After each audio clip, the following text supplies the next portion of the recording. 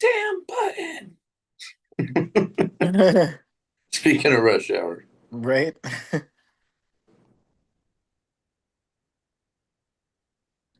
Damn button. That's the first thing I hear too. That's hilarious. It is. Oh man. You able to share it? Yeah, give me a second. I'm posting it now. All right, bet. No problem.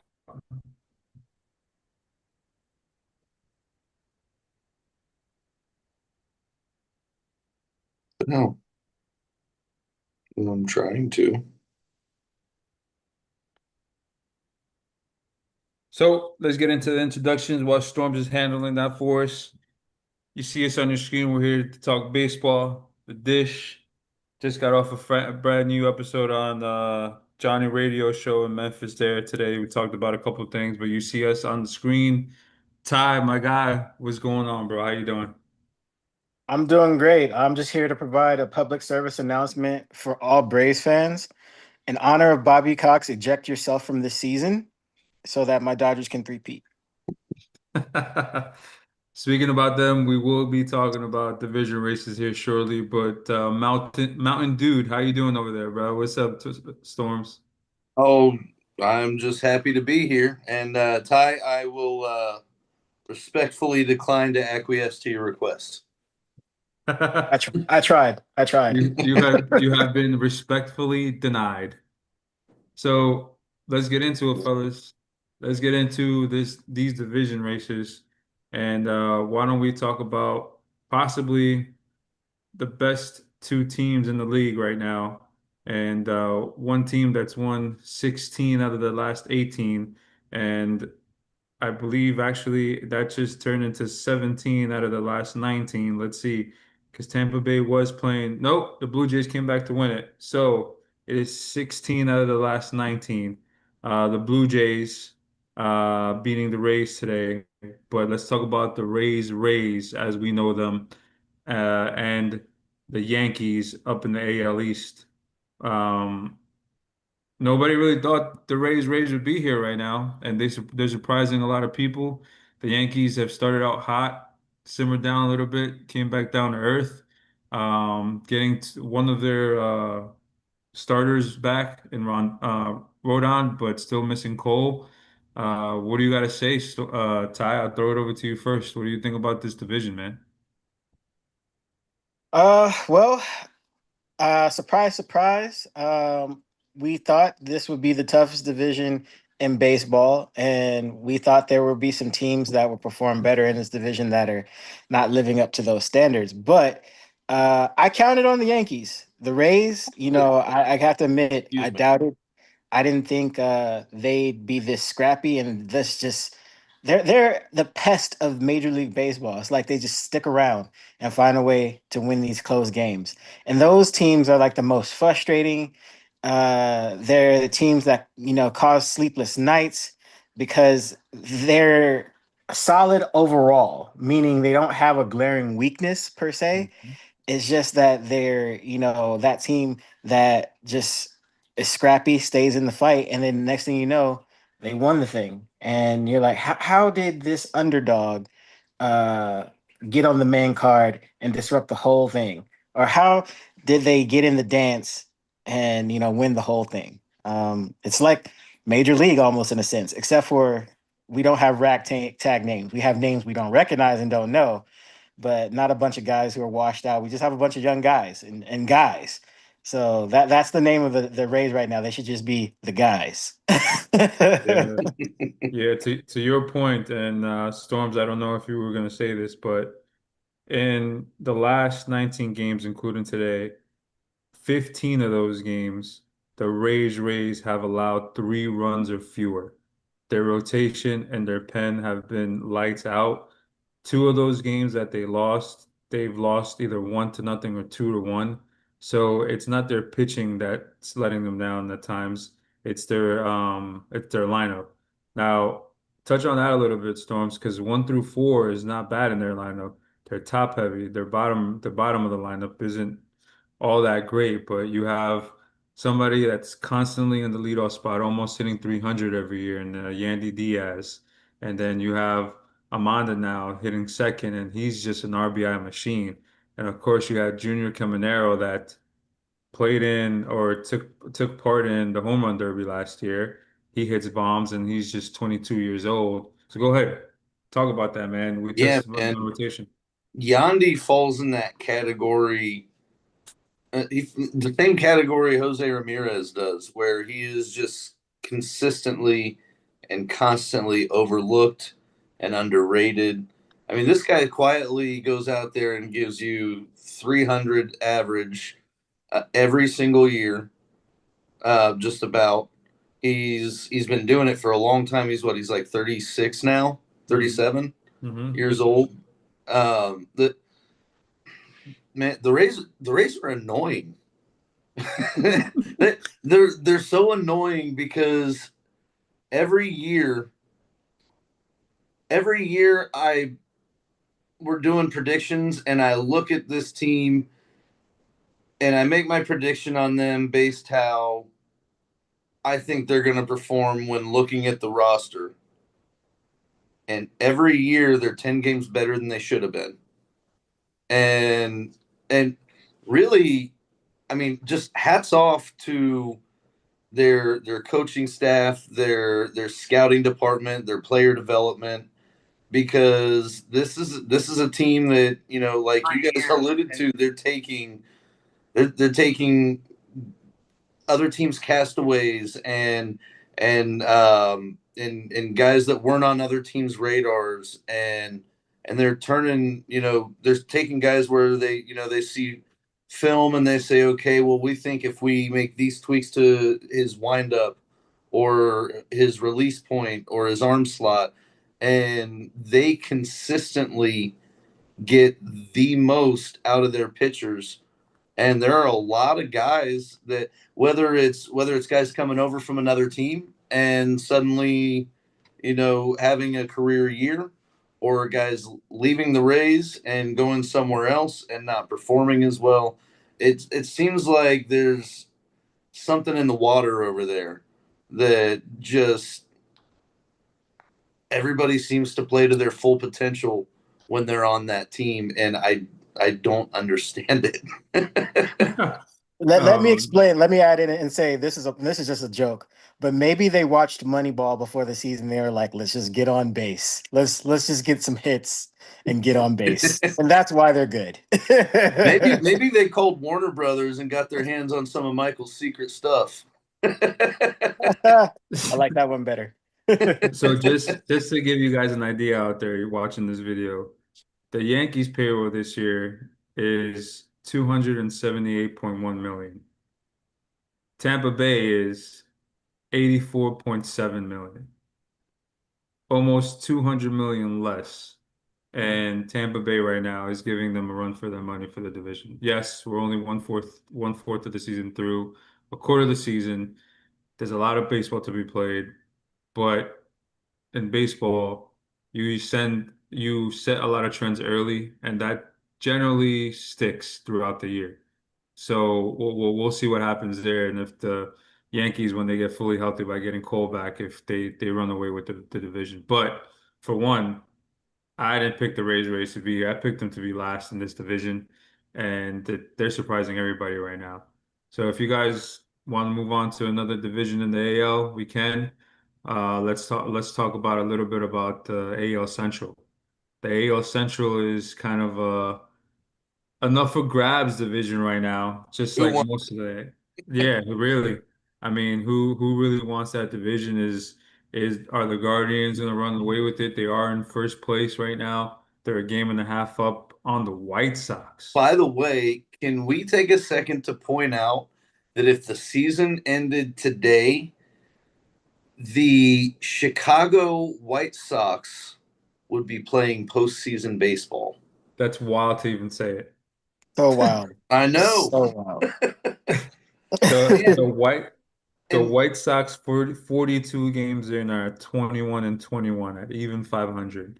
and they're about Uh, to get Kyle Teal back. yes, they are. And that is even wild to say. But Storms, I'll throw it over to you since you started the conversation. What do you think about the Guardians? Do you think they're going to run away with this division? And two, is a bigger chance of the Guardians running away with the division or the Reds or the White Sox finishing second in this division? What do you got to say?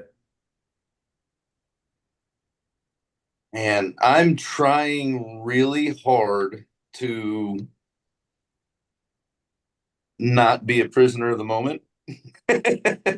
Yep. I do not think that the Guardians are going to run away with the division. I think this division is going to be a dogfight to the end.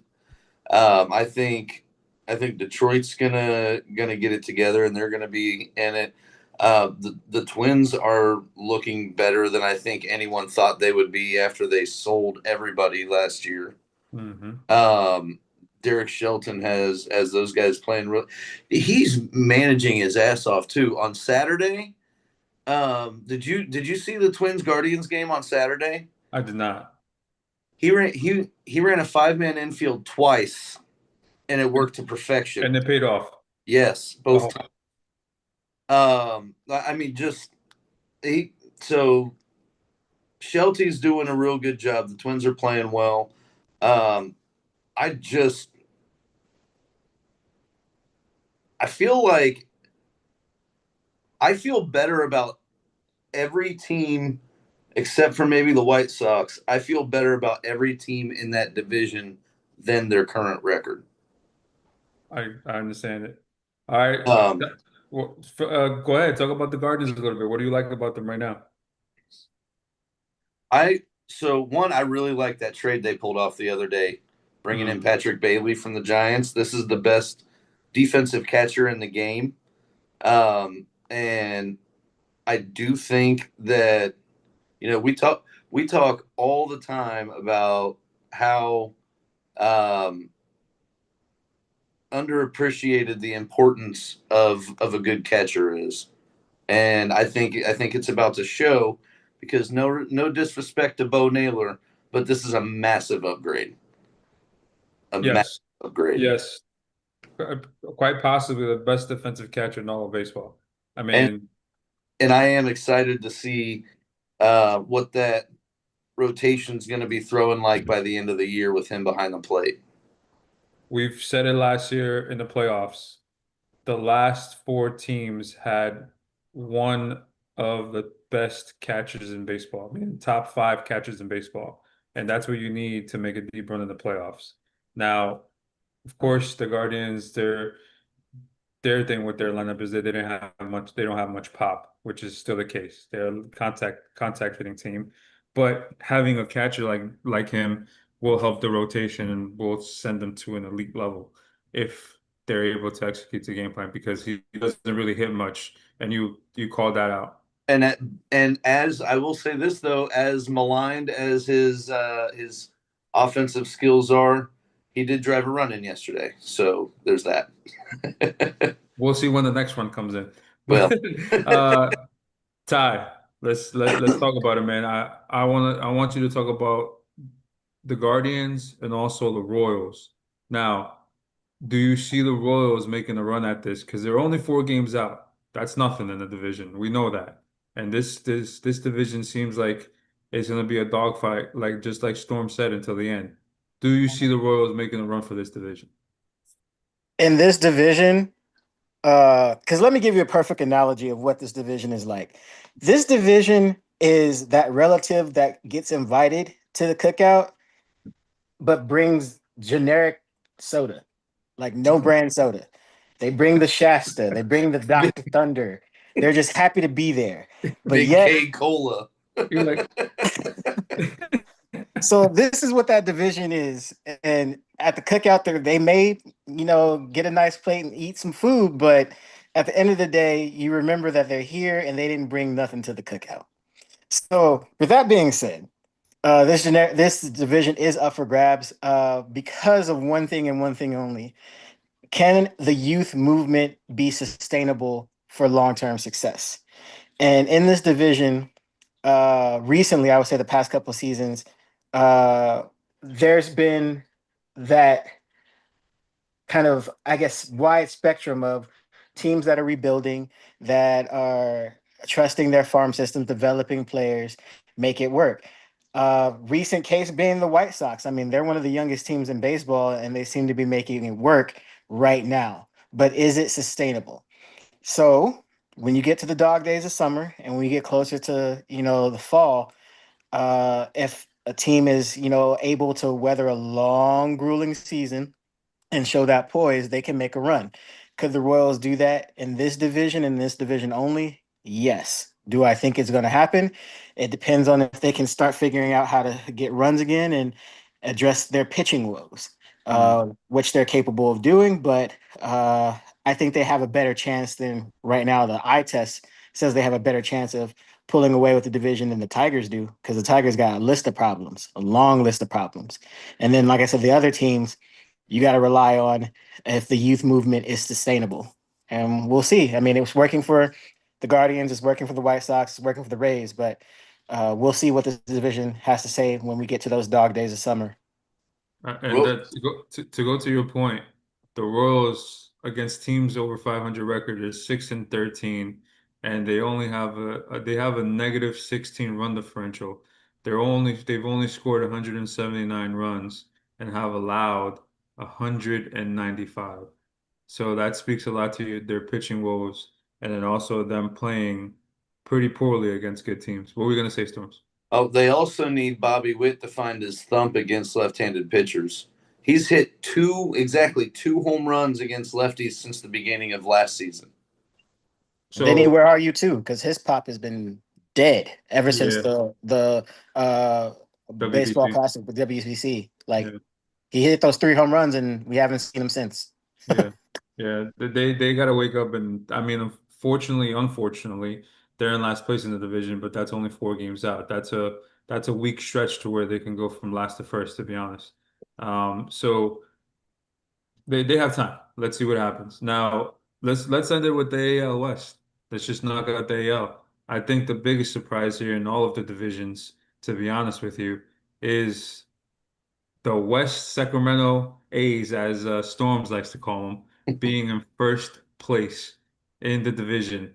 And I mean, that has more to say about the rest of the division than to speak for themselves, because the Seattle Mariners, which everybody's front runner to make it to the World Series at the AL side, isn't playing up to par. The Texas Rangers um, aren't showing really much of anything. And the Angels are really inconsistent offensively.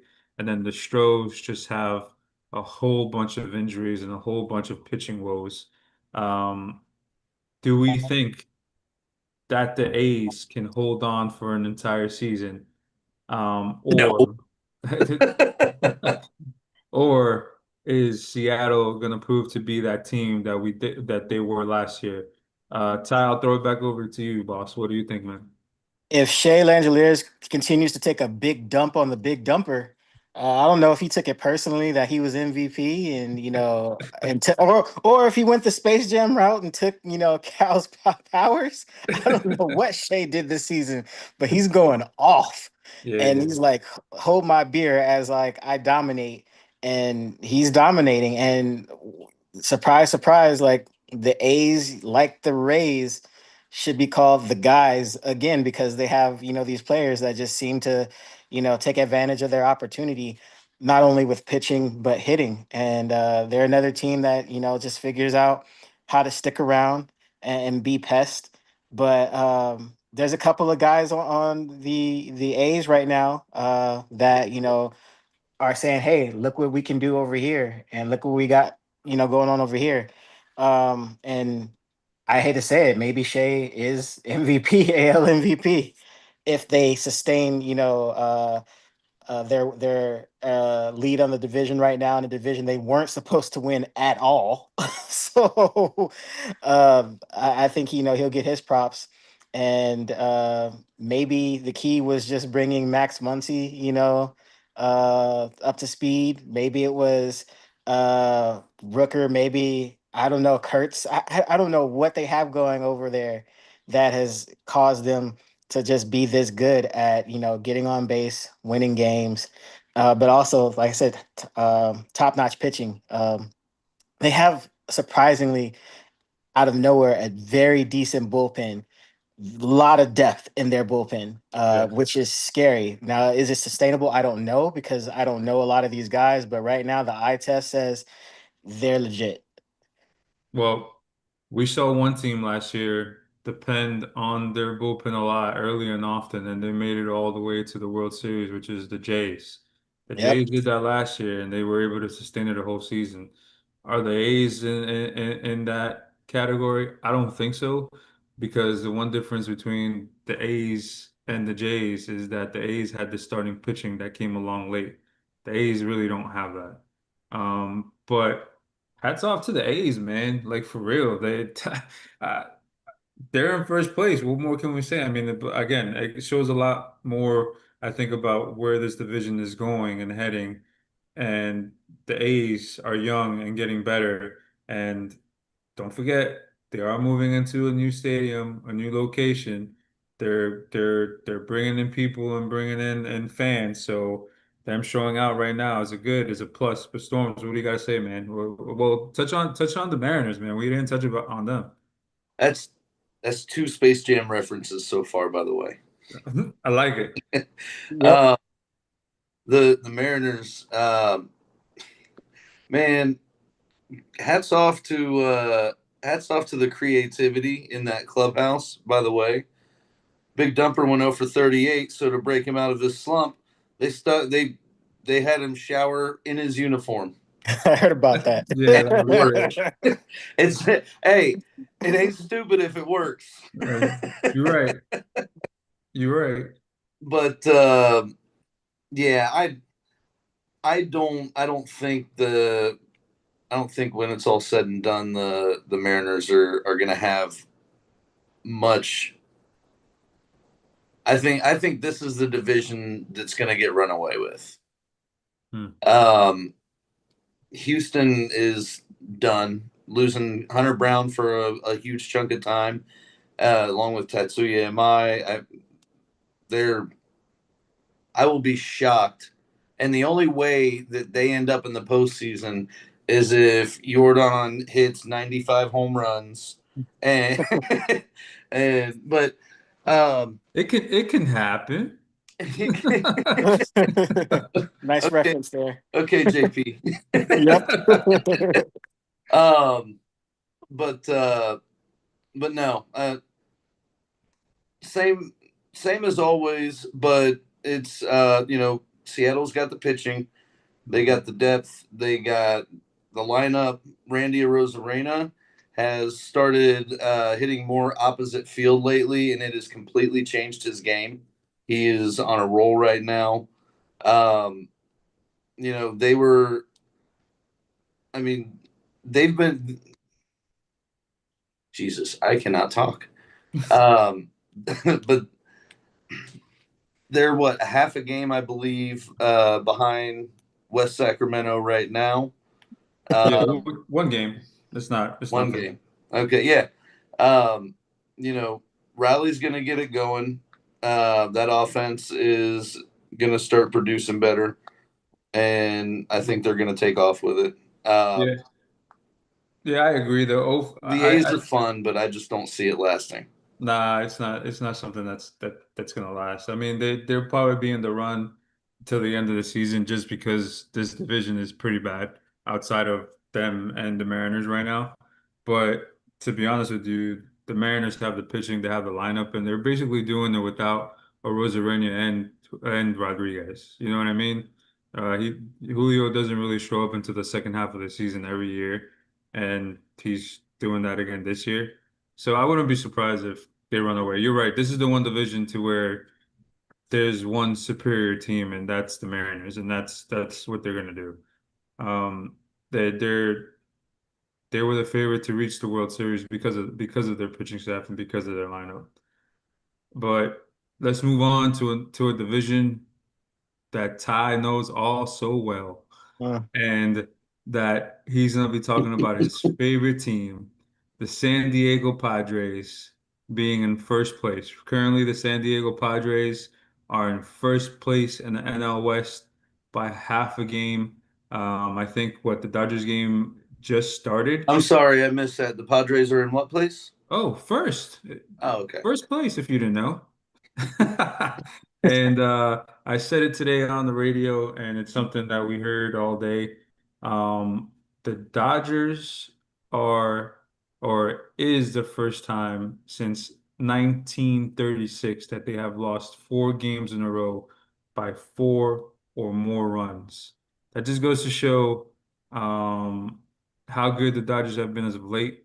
And then they haven't lost 4 games by 4 runs or more since 1936. That says a lot. But go ahead and talk about your division, Ty. The Padres, man, I didn't see it.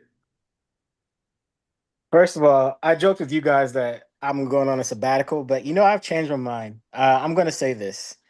You're welcome, San Diego, because obviously I should be manager of the year because what I said a couple of shows ago stuck with you and you took that personally for the first quarter of the season. So you're welcome, San Diego. You stay classy. Uh, because we all know that it's a long, grueling season, and one of the best franchises to do it and endure the ups and downs and ebbs and flows of an 162 game season is the gatekeepers of the NL thus far for the last couple of years and pretty much the decade. Let's be honest, you got to go through them. You got to see what's going on at Chavez Ravine. So, am I worried? No, because it's still early, but I'm taking notice. And that's what great teams do is they figure it out. They realize, okay, we're having a stretch, and they right the ship. San Diego can be good for a stretch, but when things start to pile up, pressure, they don't right the ship. They go way left, and we've seen it time and time again. So I'm not worried that much. They can stay little brother for another couple of years for all I care. So this is and I forgot to touch this. We're talking about the AL West. The Oakland A's are the only division leaders that have a negative run differential, a -8. So just so you guys know.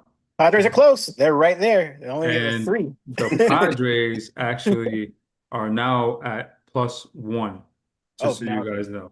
yeah. So how are they doing the Storms? Man, minus 16 run differential over a 4 game span. They're done. Put a fork in them. Put a fork in them? Well, Mason Miller going on that insane scoreless streak has has kind of a long way to getting them where they are now. And it was ended on some BS, but that's all right. No, I mean they're getting big contributions out of a lot of Ramon Laureano has been swinging a good bat for them. Tatis, even though he's not hitting home runs, is lighting it up on the offensive side. Um, like I mean oh they're just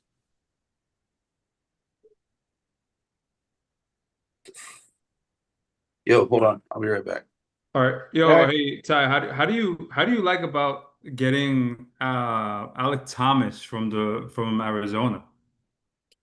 I like it actually. Also, shout out to the recently retired Jason Hayward. He's back in the show as a little assistant for the Dodgers. So hopefully he can get our outfield, sharp with the defense. I mean, we're already great, but whatever you can, steal from a Gold Glove caliber outfielder like he was. I mean, you take it. Right. It's funny. Storms was mentioning, Tatis. I'll give him credit, like as far as him figuring out how to take advantage of what he is doing well, which is base running. Like he's stealing a lot of bags. And when he gets on base, like he's definitely utilizing that as a weapon because the stars like him, Machado, Bogarts to a certain extent aren't hitting the best right now. And if they get hot, then I'd probably be worried. Mhm. But again, you have guys in that lineup who timely hitting or putting certain players in the position to succeed. Like Merrill's doing well as far as stealing some bags as well. So there's a couple of guys on that team that when they get on base, they make you pay for it. And I Yep. think that's how they're really winning games is just premier base running and athleticism. But once again, long season, you got to sustain that. And unless they figure out how to be consistent with putting runs on the board, again, I'm not worried.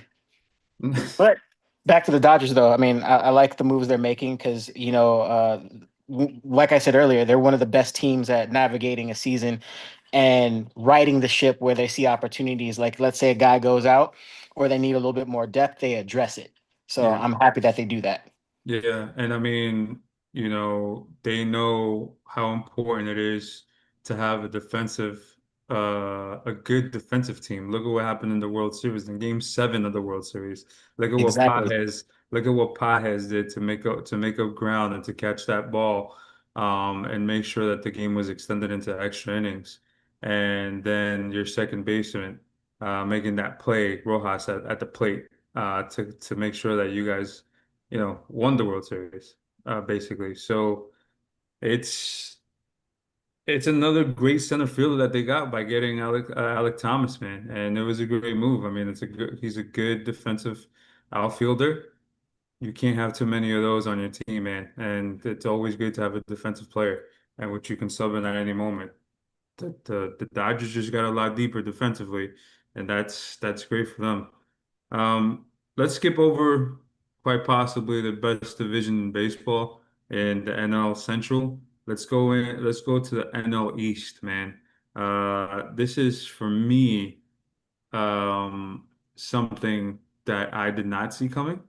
Um, the Atlanta Braves being 13 and I mean sorry, 30 and 13. First to 30. First to 30 games won. I did pick them to win the division, but I did not think it was gonna be a runaway like it is right now. They're 9 games up on the Washington Nationals, which the Washington Nationals in their own right are a surprise right now for being second place in this division.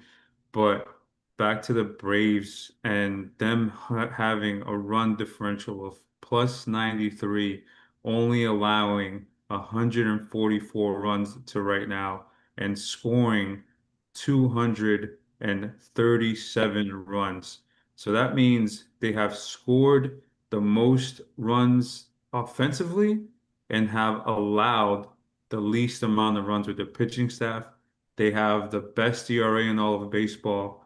They have just been playing out of their minds. I hate talking about them because they're in my division, and unfortunately, it is their division, but they have been playing some amazing baseball. Ty, I'm gonna kick it over to you first, man. We got to give a shout out to our guy Trav. Go ahead and talk about it. The Braves, man. We ain't gotta do squat for Trav. He gonna do all the I'm surprised he's not even jumping on the show. He would if we probably did extend an invitation just to rub it in and see me suffer. But I said on the last show, I said, I'm worried. And there right now, dare I say, I hope he doesn't snip this, but he will. They're the best offense in baseball, and there's no argument about it right now. Yeah. You have to give credit where credit is due. I am not a hater. I don't describe to any haterism or drink haterade. But we are here, and the Braves are putting everybody on notice that um, we are to be feared. Uh, I would hate to see them do what the Mets did a few seasons ago, as far as blow it. No, There's I wouldn't. Please do it. Please do it. that was awful though. Come on, man, that was awful. Man, Uh, you got to talk but about every chance you get, don't you? Damn. because it happened. I mean, the facts are the facts. Uh, but I think what's even crazier is that not like they still have room to improve, which is I think the most scariest thing in regards to their team as a whole. Like they still have pitchers that need to come back. They still Mm. have hitters that need to find their stride and get their rhythm going. So I think that's the scariest thing is that right now they're playing out of their minds and winning games, but there's still an opportunity for some other guys like the Austin Rileys, even Acuna a little bit, to contribute a little bit more and to be more consistent. And then you throw with their pitching. I don't know how they're doing it. Like you have guys that shouldn't be pitching like their perennial aces and Cy Young candidates like Chris Sale, like he was, a decade ago or some years and some change, but he's pitching out of his mind. How old Uh, is Chris Sale, by the way? Like 54? Like, I mean, he's been in the league forever. Officially, he's He's 37, 37, right? Yeah. but that's like 60 in baseball years. Is that what like that? Yes, Is it that is. what like that little league birth certificate? Like I'm 15 type thing? Yeah. What? How old does that make Verlander and Scherzer? Oh 67. man. But then you got guys who are older in their bullpen who are still doing it, like Suarez and Iglesias. They're on the other side of Yeah, 30, and they're man. still, shutting down, closing out games. God, how So pickup was Suarez for them now? yeah, Tremendous. yeah. So Tremendous. yeah, so you tip the hat. And I know we're going to talk about them later, but maybe they're doing it for Bobby Cox and Ted Turner. Maybe that's what they're doing it for. Yeah, yeah, we'll talk about them shortly, but what do you got to add to that, Storms? Like, I mean, we And thought this was going to be one of the best divisions in baseball. Right now, it's turning to be one of the worst. yeah, Ty summed it up pretty well. But I was gonna say, he touched on it there towards the end. They're doing what they're doing without Acuna, without Michael Harris having really gotten going at all. Um, and man, I feel so bad for Sean Murphy. Mm, That dude. I mean, they barely had a chance to see him healthy since he got there. yep. He's had all these injuries, finally works his way back, plays 4 games, and goes on the IL again with a broken finger. And it's going to be, I think they said, about 8 weeks. That And sucks. yeah, and then on the organizational side, they went and brought in Jonah Heim to be the backup while he was on the IL, and he comes back, so they DFA him. He's in West Sacramento now, Mm-hmm. and now Murphy's back on. They went and brought in Sandy Leon out of Mexico, I think is where he was playing, to be the backup catcher now. Backup. Wow. But no, that sucks. But if there's any club in the league right now that's well equipped to persevere through those kind of injuries right now, it's definitely Atlanta. Yeah. Like we said on the last show, a huge part of why they are where they are is because Matt Olson is doing Freddie Freeman things like we told you he would. Yep. Yep. Um, We told you guys this. We told you guys this as soon as Freddie Freeman left, and they pivoted to Olsen. The only thing you're really losing is average. He's younger. He's got a great glove. Has a lot of pop. And right now, do we dare say it?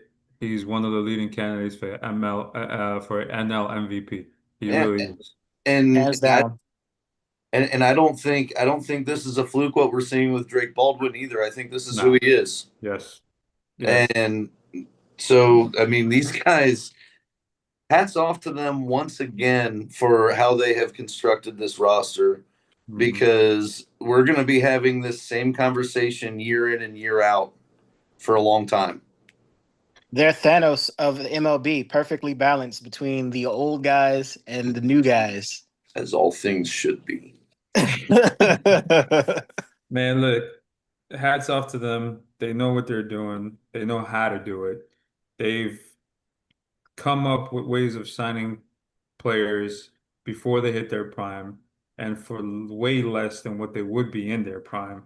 And they're making it work. I mean, they've done it with Harris, they've done it with Acuna, they've done it with Albies. They will continue to do it. And I wouldn't be surprised if they sign Baldwin to a long-term contract sooner or later like that. He's welcome to be a Dodger if he wants to. Just throwing that out there. You And know, you know what? Another salute to their front office, because a lot of Braves fans were very upset that they didn't go out and get starting pitching help before the season yep, to help, get them through all of these injuries. yep. But they took an approach and an attitude of, we know what we have and you'll see. What they Yep. did was instead of changing their rotation, they changed their staff. And one of the biggest thing is Hefner, that pitching coach actually came from the Mets because they let him go last year, is a great pitching coach. And what he Hmm. does is he makes sure that they throw their best pitch more often and the location where to throw it. So he specifies and he specializes in that. And hats off for the Braves to see that and knowing that they needed that and getting him. But let's move on to the best division in baseball. We told you guys that this was going to happen. This is going to be all year long. This is not just going to be the first quarter of the year, which we've just currently hit. This is going to be all year long, the NL Central. The NL Central has all teams over 500.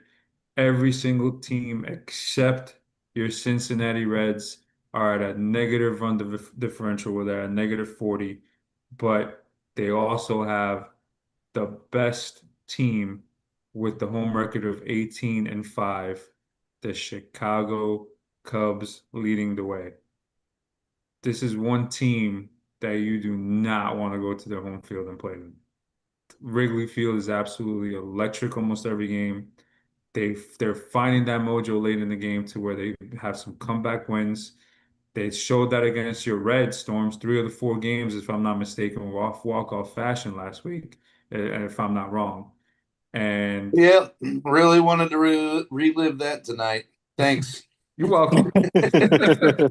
But this division has pitching, has some lineups that can score some runs, has an NL Cy Young rookie of the year, 2 rookie of the years actually in it, and this will be the best division hands down going till the very stretch because we told you before the last place team in this division, no matter who it is going to have a lot to say as far as who gets in the playoffs and who wins this division.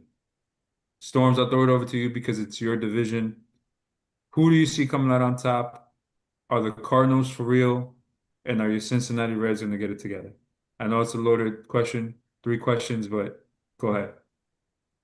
Well, I who's going to come out on top? Hmm. Are you sticking to your I'm gonna. gun? I'm the answer I'm gonna give you is not how I really feel, because I don't like to go back on my predictions. I've already done that in this division once. I'm not gonna flip flop because I said Cubs, and then I went ahead and came out and said that the Reds were gonna win the division.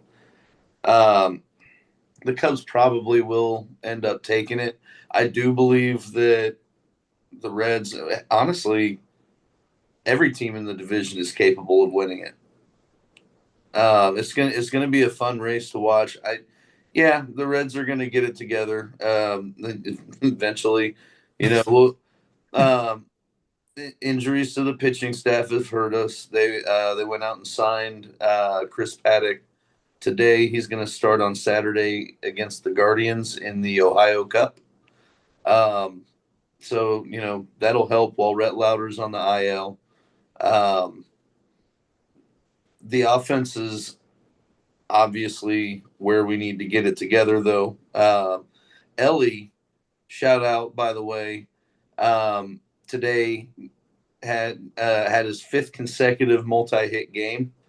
He's got 12 hits in his last 6. Nice. Um, Sal Stewart's cooled off a little bit, and you see this a lot. He came out, he started hot, the league adjusted, and now it's up to him to adjust back. So I still think he wins NL Rookie of the Year. I do too. It's been, I think, 2.5 weeks since he really kind of stopped hitting. Um, so I expect them to figure it out here soon. But we cannot continue relying on just Ellie, Sal, and Nate Lowe or Suarez, whoever's DHing at the time once Gino gets back. Mm-hmm. Guys like McLean, Friedel, they gotta get it going, man. Um, I don't know how much rope McLean has left. I keep expecting him to turn it around and be the 2023 guy, hit almost 300, 25 home runs or 23, something like that. But, we're on year 2.5 now of him hitting 200 or worse. So, anyways, I didn't mean to go extra long on the Reds, but it's easy for me to do. There you go, man. But I do expect Tito to figure it out, personnel wise. If these guys don't get it going, so we'll see. Yes, the Cardinals are for real. I really thought you forgot my last question. I was about to say he's no remember it. Weatherhold is for real. Oh yeah, that kid. Jordan Walker is somehow still for real. Let me tell you something. And I said this on the radio, and then Ty, I'm gonna throw it over to you so you can talk about the Cubs.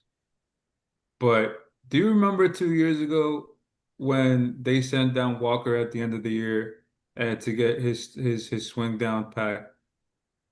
Kudos to the Cardinals for doing that because the hole And that he sticking to the had, plan. because the hole that he had in his swing is no longer there. This kid is the truth. This kid is a great hitter. He's a 5-tool player, and he is doing everything that they originally called him up for, and he wasn't doing it initially, and they send him back down to fix it, and well, he's fucking fixed. He's only 23. He's only 23. Yes. So Ty, go ahead and talk about the Cubs, man. Oh, I'm sorry. Go ahead. Just sorry, one thing before we get too far away from it. I just wanted to say this. I know it's been a minute. I still do not understand the Reds' decision to send Noelvi Marte down to AAA after only giving him 29 at bats. That doesn't make any sense. That No. didn't make any sense at all. He carried the offense the second half of last year. Yes, he did. That didn't make any sense. And he only got, I think, one start, maybe two against a right-handed pitcher. Hopefully it works out just like Walker did for the Cardinals. We'll see. But Ty, what you got to say about the Cubs, man? So, Cubs, this is a team that I think will win the Central just because they still have a lot of guys who have not hit their stride yet and will. Like, PCA is going to, figure it out to be a little bit more consistent. Bregman, I believe so too. And even Dansby. So, yes, they're kind of roller coastering right now. They're still impacting games, which, all the great teams somehow figure out how to do that, whether that's with timely hitting, a timely long ball, but or taking advantage of runners in scoring position. So they'll figure it out. Surprise, surprise, Carson Kelly, has been a very big linchpin for their lineup with getting a lot of hits. So I love what he's doing there, and of course we can't forget Horner and Happ, what they're doing. So with that being said, they still have, one of the, I think, more consistent, I would say, offensive players and lineup long term to be sustainable. They're going to figure it out. You don't see too many teams in the NL Central being able to hang with them over a grueling season. Not to say that there's not enough talent, of course, because obviously this is like the best division in baseball. But you look at that lineup and you lose some sleep and you get a little worried. And then on top of that, when it comes to their pitching, they have some of, I think, the strengths that other teams don't have, whether that's consistency out of their bullpen, which let's throw out the Cardinals, for example. They're relying a lot on Riley O'Brien right now, and he's been working his butt off. this is too soon in the season for him to be being used as much as like a starting pitching ace almost. Like he's throwing a lot of innings, he's converting a lot of saves, but you're seeing its toll being taken. I think in the last couple of weeks, he blew a couple of saves because he's being used too much. So you have a lot of pitchers depth wise in their bullpen that the Cubs have and that they're using. And then you have some quality starters too that know what they're doing, that can maintain their composure, and you have that good balance of youth and poise, but also veteran leadership, veteran savvy that you need, and I would say overall pitching staff to be successful. So top to bottom, like overall, I give them the nod based on what I've seen thus far, and I don't see them taking a huge dip. They're playing very, very a solid baseball, competitive, tough baseball too, and that's what all the teams in the NL Central are doing. And I just think they'll be the last to survive down to the wire. I agree with you. I picked the Cubs to win the division this year, not necessarily run with it, just because I knew this was going to be. I predicted this was going to be a tough division. Um, Up and down, just the division is good. I mean, to be honest, the best rotation in this division, and quite possibly when they're healthy, is the last place Reds, Storms. And it's just top to bottom, really good rotation, and we still haven't touched on the Pittsburgh Pirates. The Pittsburgh Pirates are surprising a lot of people, and Or they're the Brewers too, who yeah, have been dealing with a lot of health issues. Like they're banged up. They're getting yeah. Yelich back. They have some holes in their bullpen, but as far as they need to get healthy, but they could still, health is wealth and make a run too. I think what's benefiting the Cubs this year is what happened to them last, because everybody picked them to win the division last year, and that didn't happen. So I think they have a chip on their shoulder now to win this division and take control of it. What were you gonna say, Storms? I was just gonna say one thing that's really surprising to me is how well the Pirates' offense has been producing while not getting anything out of Marcelo Ozuna. Or Bregman. Did you say the Cubs? I'm sorry. No, Pirates, Oh, Pirates. oh, Pirates. my fault, my fault, my I fault. was like, well, no, you're right. They're not getting anything out of Bregman either. Yeah, yeah, yeah. They're not. They're really not. Like So, anything at all. no. But yeah, Brandon Lau has been Man. incredible for them. Yes, yes, he has. And that's another raise, just so you guys know. Hmm. So, And shout out to Connor Griffin too. man, let me tell you something. He's scary. He how good he is at such a young age, and poised he is at such a young age, is it's amazing, man. He's gonna be good for years to come. But let's get off a little subject, or let's get into a little subject that we lost two big, in fact, impactful people to an organization in Bobby Cox and Ted Turner. We want to talk about them a little bit because the Cubs recently, I mean, the Atlanta Braves recently lost two of those people, in which, if you're our age, you grew up knowing who they are, knowing what they did, and basically a baseball Hall of Famer and somebody that changed the way we watch baseball. And Storms, I'm going to throw it over to you first if you want to touch on both, or Ted Turner, because you said some good stuff about Turner that I want people to hear and them to realize and what he did. Go ahead, I'm going to throw it over to you. Say what you got to say about these guys, and rest in peace. First of all, go ahead, Storms. Yeah, man. Ted Turner is directly responsible for one thing. There's a reason you can go to any city in America and find Braves fans. Ted Turner founded TBS for that particular reason.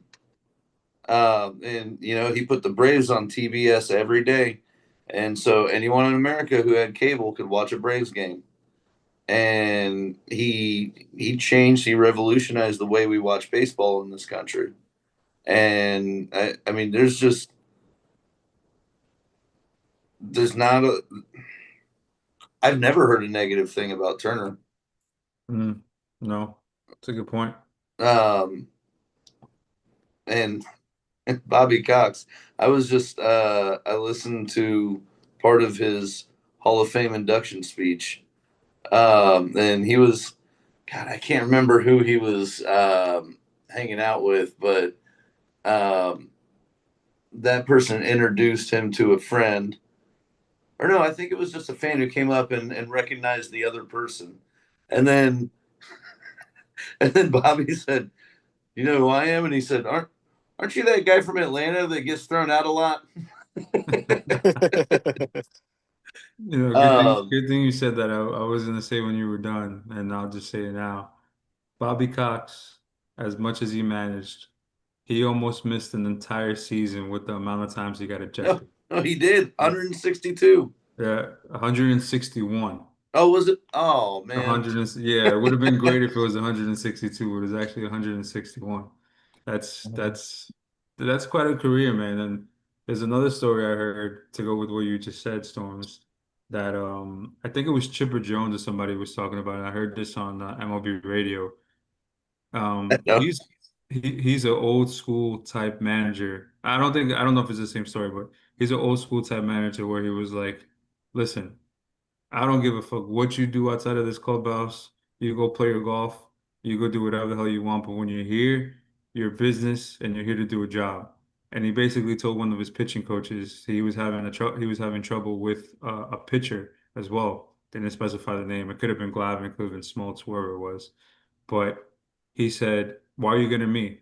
Isn't that what I pay you for to take care of the pitchers?" And that just goes to show the type of person that he was. He ran the team, but he gave you responsibilities. He wasn't going to step on your toes. He wanted you to do your job. So that's even though as much as I didn't like him because he was on our division, and when he was in the division, that was their division because the Braves won a lot of games with him. He was He's Bobby Cox, man. One of the best managers ever. I mean, at least in my lifetime. You Well, know, and you would think the guy that gets thrown out all the time, you would think the umpires hate him. Everybody loved they Bobby. loved him. I mean, all you got to do is listen to him talk for 2 minutes, you know. Mhm. But the story I thought you were going to tell, I heard was told by Tom Glavine, and he was talking about he was talking about how a lot of those ejections are, some of them are, I need to rile the guys up. Some of them are legitimate. I'm arguing balls and strikes. But And Glavin, Maddox too. It was Glavin and Maddox. yeah, Oh, yeah, yeah. they used to set him up to get thrown out.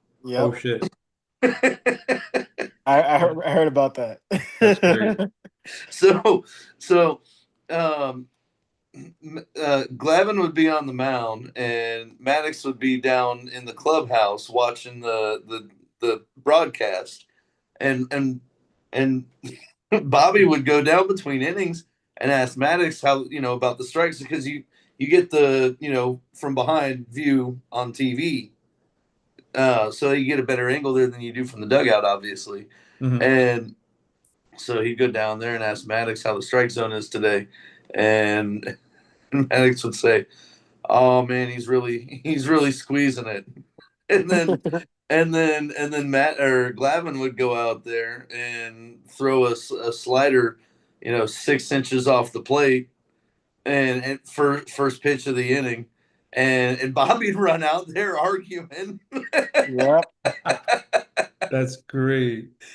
um, which is which is amazing that they would do that at that level. Yeah. Yeah, that's great. So what you got to touch on, bud? Let me bring it on home in honor of Bobby Cox. I would say, yeah, of my time, no doubt, I would give him the greatest skipper of all time, because you guys bring up the fact that he's known for, being ejected and having all the ejections, but despite that, he has the record tied, I think, with I think Joe McCarthy, with the most 100 win seasons. Think about that. Like, Hmm. six to be exact, if you were curious. And you look at his career, how he started out, from the bottom, with the Yankees, working their farm system, working his way up. And when he got his opportunity with the Braves team, who wasn't going anywhere, and what he did for the consistency, what he did for that organization, his leadership, you don't find that. That's definitely once in a lifetime leadership. And to be a leader of men that not only you go to war with, but you develop and you help them become better men, uh, on and off the diamond. So he's beloved, definitely the Hall of Fame. I think 100% unanimous. Like, that was not be questioned.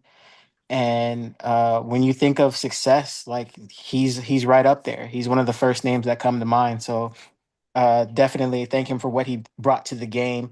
He did it the right way. He did it his way. Bobby Yeah. won divisions like LeBron promised titles. Not one, not two, not three. Shit ton of them. 14 in a row. 14 consecutive division titles. That will probably never happen again. Yeah, that's gonna stand. Yeah, that's gonna stand the test of time.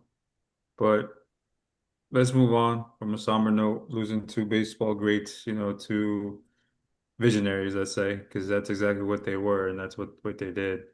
And let's move on to something we want to talk about. We haven't really touched much on, nothing that's happening on the field, but something that may happen off the field the end of this year.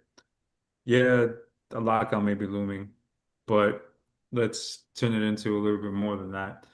Let's not talk about a lockout because that's something we're all praying that does not happen. Let's talk about this salary cap issue that we have and we may come across. And I want to hear your guys' perspective, whether you guys want a salary cap. And if you do want a salary cap, why do you want it? And if you don't want a salary cap, what do you think is a good alternative? Ty, I'll kick it over to you. Your team is taking full advantage of this non-salary cap right now, and let's talk about what you think. So I'll say this, because I'm all for the players getting paid. I'm all for putting the players first, which is something that baseball, I feel, struggles with. So if there are not that many opportunities in comparison to other leagues for players to get the shine they deserve through endorsements, sponsorships, deals, marketability, marketing, all that stuff, then you know what? Why reward owners for their hard work? And that's what a salary cap would do. It would hurt the players more than hurt the owners that make billions off their backs. Um, and I know you hear all the time, we want, more parity. We want more competition. Organizations that, have historically been poor at managing rosters and having high turnover will always bark. But what about those, organizations that do make it work? The Rays racer, for example. Why am I only hearing that the Rockies are complaining about what other teams who spend their money are doing? And let's be honest about it. If you're spending your money, you're still being taxed. So what are we talking about here? Like, Yeah. if a team wants to invest in themselves and spend that money, they're getting taxed for it at a very high clip. So what are we getting at with, changing things and basically having owner profit maximization happening at the expense of players? Why do we have to go at the players' value and their choices and their right to play where they want to play for pay, which is the pros? So that's my take on it. Um, understand that at the end of the day, if you own something, you want more control, but you don't have success with sole control. It rarely happens. It's the people around you, it's the talent you buy into that brings that success. Facts. It's let's be what it is. Let's say what it is. The owners don't put ass in seats. It's the players. And that's what everybody wants to watch. As much as we talk about one a player I'm gonna name right now, and he actually turned out to be one of my favorite players with how he acts on the field, and actually his response to Manfred on in the offseason, Bryce Harper. He stood up to Manfred when this happened in the offseason, if you guys remember when Manfred started to touch about it. And he went off. He said, basically, we need to be fucking paid. And it's, And when Manfred showed up in the Phillies clubhouse after that, Harper snubbed him, wouldn't talk to him. yeah, Yep. yeah. So Storms, go ahead, man. You have a pretty good idea of what the MLB should do and what they can do. Go ahead and touch on it. So, for all the reasons previously stated, I am personally anti-salary cap. What I do believe should happen is they should put in a salary floor. Um, the reality is, even the poorest teams have the ability to put out a $200 million payroll. They just don't. Yep. They just don't. And I think the salary floor should work a lot, pretty similar to the way the current luxury tax structure goes. Or, you can make it very simple. To throw out an arbitrary number, salary floor is 150 million. However much, whatever number you spend below the salary floor, that's your penalty. So if you throw $130 million out there, well, you got a $20 million penalty on that. So regardless, you're spending 150 million. You might as well put it on the field. Yep. Yep. And that would, the Pirates have finally gotten their shit together in that regard, at least for this year. But that would I think go a lot further than anything else to reducing things like what the Pirates have been for the last 25 years. Because you see here that they have the ability. They just chose not to do it until they got to a point where they had a generational pitcher and knew their fans were at a breaking point where if they didn't put something around him, they were going to start losing those asses and seats and that merch sales and all that. Yep. So just to give you guys an idea out there, as far as these owners and their money, Charlie Montfort, he's the owner of the Rockies. He's worth $1 billion. And the Rockies are always in the bottom 10 or 5 as far as payroll goes. Always. It's not even a question. Stuart Sternberg, the owner of the Tampa Bay Rays, 800 million. So this is not their primary source of income. This is like their toy, owning a baseball team. To them put in money into to ultimately gain more money with having sales revenue, TV revenue, and then playoff revenue. Go ahead, Storms. Well, and just to put it in perspective, I was talking about the Pirates finally having spent some money. Mm. Their payroll clocks in at $104,354,614, which is a little more than 9 million under the Colorado Rockies. There you go.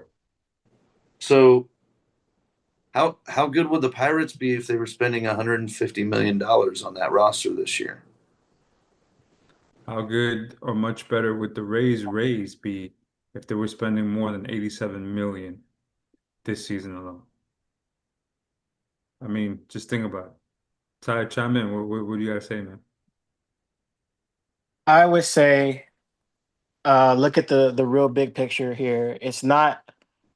Yes, is it alarming if one team that is having success is spending 5 to 6 times more than the team that is just struggling to get by or make a wild card? I mean, yeah, the optics look bad, but also this isn't about parity. There is parity in baseball. Like we're seeing it right now. Um, and despite that we've had back-to-back, champions in the World Series the last 2 seasons, but there is parity in baseball. Let's be honest, is that if you want to, solve the problem, make sure that owners that are not addressing how their budgets are being handled or handling labor costs, then that's a problem with that franchise and that organization specifically, not the league. Right. If you're not taking advantage of what you can earn and maximize locally, because let's be honest, most of these teams depend on local revenue more so than national. Unlike the NFL, that is so big that it doesn't really matter. This is different. So if there was more education as to what uh, fans could drive in regards to expecting certain things from their owners, managers of their franchise, I think this would go away. But right now, there's that lack of education, and we're relying solely on optics. Sometimes you have to go really into the weeds and into the thick of things to understand what this would impact and what this really drives. And it's not what the product is on the field, because right now we have the game in a good space. Revenues are up, interest is up. Why? Because you have players being in the forefront of that. You have players and talent doing great things, not somebody who's worried about how much profit he's getting or her getting. Right. Good. Very, very, very good point. I mean, the other thing that we talked about, and maybe they can do, is have a pool. You know what I mean? Like, meaning put a certain amount of money to the team that, I don't know, makes it deeper or into the playoffs, and then take some of that money and cut it to the team that did the worst in that season. There will be more pool, more money for that team to spend. You know what I mean? Who knows? They get creative with stuff. You know what I mean? We've seen some teams. I'm gonna say it because it's the biggest contract we've seen so far. Soto signing with the Mets because they gave him that money, but they gave him a suite there in Citi Field for his family. You know what I mean? For stuff like that. You can get creative. You can get creative to sign these players. You don't necessarily have to give them money. Look at what the Dodgers do. A lot of their money is deferred. It's for when they're done playing baseball. A lot of these people, a lot of these teams, I mean, players, what do they have that we don't have? They have a lot of sponsorship. They have a lot of products that come their way. So they can use that money and don't need to touch any money on their contracts. Owners know this. You can give them deferred money or you can give them a signing bonus. You know what I mean? That's up to you as far as how you want to do it. But a salary cap in baseball isn't needed. And if it's done, how many teams would have to pick through and not sign or get rid of some star players? How are they going to work that? You know what I mean? That's one thing that's going to be hard, if not impossible, to do. Only the other thing, like I said before we went live, franchises like the Dodgers and the Yankees and now the Mets, they're always gonna find ways to outspend you. They're gonna find the loopholes. They're gonna exploit them. That's what they've been doing. So That's like the Yamamoto and Shohei contracts. Yep. That's the new rules around this stuff is the whole reason that's happened. It's the whole reason that it was the first contract that was what, like 98% deferred or whatever. Mm-hmm. And So they're it they're able to do it because they're willing to spend that money to do so. mhm. That's the biggest difference. And that's the other thing too. That's another reason a salary cap won't work is because then we'll just start seeing, we'll start seeing every big contract being mostly deferred money and nothing's going to change. Right. Right. That's a good point. So we touched on some pretty good topics here. It's getting pretty late over here on the East Coast, except, ties over there and make up timeland, fake timeland. So, Sai, I'll throw it over to you first, man. What are your closing thoughts this week, baseball? Closing thoughts would be just enjoy this youth movement. Um, these times don't often come around to where you see the changing of the guard.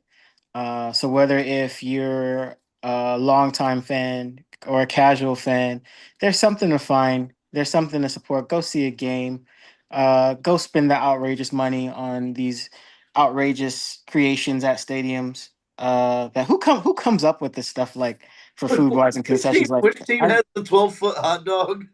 we won't talk about that. We won't talk about that. We don't need to talk about that. But yeah, just enjoy the product and what's out there. I mean, there's a lot of talented players right now, a lot of names to discover, and just exciting baseball to watch. So I mean, whether like I said, you've been here forever or just getting used to the game, you'll find something that just tells a great story and puts on a great show. So enjoy, play ball. Yeah, man. Go ahead, Storms. What you guys say? Man, shout out to Kyle Schwarber, by the way, five games in a row with a home run. He leads major leagues in home runs now at 17. He did break that home run streak today, though. Phillies lost, but just the home run races is going to be fun this year between him, Judge, Murakami, and Shohei once he gets his act together. I think it's so funny. He went what was it 13 games without a home run, and people were like, "Oh my God, it's so long." 2 weeks. Yeah. Yeah. He went 2 weeks without Great. a home run, and he'll be fine. People losing their mind. Yeah, Right. He's still Don't worth the money. He's still worth the money. don't forget Buxton and Olsen in that home run race too, man. Buxton has been playing some yeah. good baseball. I Mhm. I would, man. If Bucks can stay healthy, That's the let's thing, man. knock on some wood there Right, on that one. right. But yeah, it's going to be a fun home run race. By the way, if you had to give out the AL MVP right now, would you give it to Aaron Judge or Ben Rice? Ben Rice. Yeah. Ben Rice. I'm think Judge. I think I'm gonna go Judge. But just how the fuck did they get two of these guys? I don't know. We can talk about this on another show, man. Because listen, the division races are going to be fun. Yes, there's a lot of teams in the 500. Yes, there's a lot of disparity in baseball, but it's only a quarter of the year. We haven't even hit the dog days of summer. We know when the dog days of summer comes, there's some nasty baseball being played, meaning not in a good way. A lot of bad teams show their ass and they fall deeper in the hole, and a lot of good teams fall back into the mix and into the crowd. So we'll see what happens. We'll see if the Rays and the Yankees keep pulling away in the AL in the AL East, and we'll see if the Braves can keep pulling away of the NL East. And some teams talk out their ass like Ace Ventura. And with that note, we'll see you